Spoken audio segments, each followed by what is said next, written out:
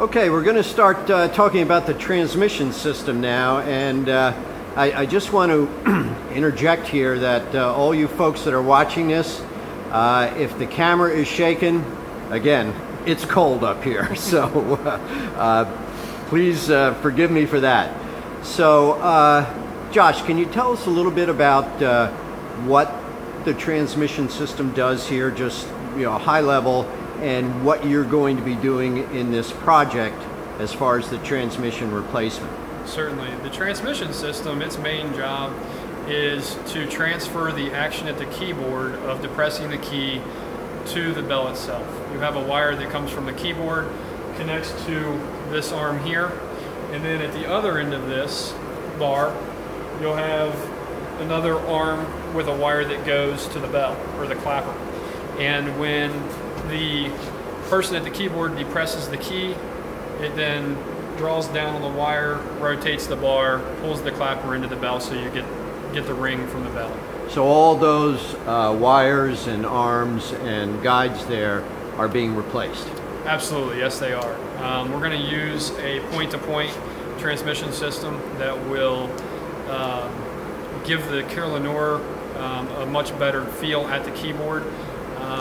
The Carillonneurs are very finicky people, and like a piano player, you want everything to be well maintained, well in tune. And just like in the piano world, we've come up with new ways to making these systems better. And a point-to-point transmission system for the tumbler action in this will make a much better feel at the keyboard. What are the new components going to be made of? Well, we'll still be using a round bar, but we'll be using a solid bar. It'll be thicker or a larger diameter. Right now, these are between 7/8 and 1 inch. We'll end up using a 1 1/4 or 1.5 inch bar on some of these, depending on the size of the bell. Mm-hmm. And stainless steel, or? It'll either be stainless steel, or we use a regular mild steel and then powder coat those bars with a durable powder coat finish. Mm-hmm. Do the bells get done first that we were just talking about, and then you move on to the transmission system? Is that kind of the order, or? Yeah, the order of what we'll do here is the first thing we'll attack is getting the auxiliary bolts and the clappers out of the bells, get that all replaced, get it free hanging, so all the bells are completed. The treble bells, we're looking at moving some of those from the upper level, transplanting them to the other side here, just on the other side of me here, so that we can look at a different type of action, which is called radial action for those bells. And that's a much more sophisticated type of action for a much better feel at the keyboard. Mm-hmm. But that's all being investigated. Right.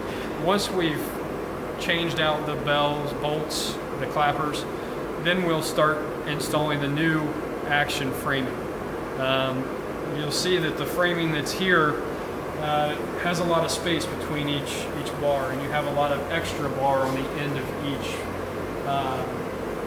each bar that gives it a lot of torque, and a lot of that's unnecessary, but the Carillon can feel that bounces, and that bounce the Carillon can feel. We'll be eliminating a good majority of that bounce by adding the new transmission action framing. Okay. So right now, these transmission bars here are for the bells on the bottom, and we have more transmission bars for the bells that are up top now. Correct. Right? Yeah. The transmission action in this Carillon is pretty much divided into two sections, like you just said.